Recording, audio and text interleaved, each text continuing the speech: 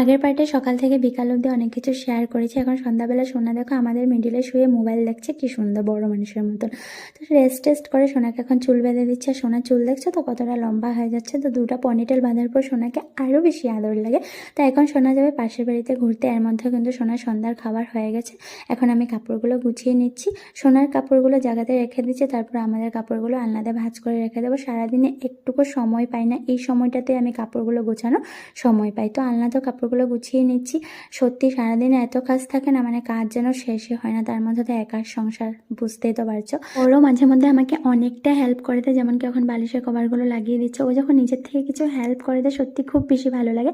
তারপরে দেখো সোনাও এসে পড়েছে, চকলেট নিয়ে খেলা করছে। চকলেট তো খেতে পারবে না। তারপর চাটা খেয়ে সারাদিনে সময় পেলাম একটু চুলটাকে ভালো করে আঁচড়ানোর। তারপর ইচ্ছা করছিল একটু রিলস করার, তো রিলসের কিছু ক্লিপ শেয়ার করে দিয়েছি। এই যে, ভালো লাগলে সাবস্ক্রাইব করে দিও। টাটা।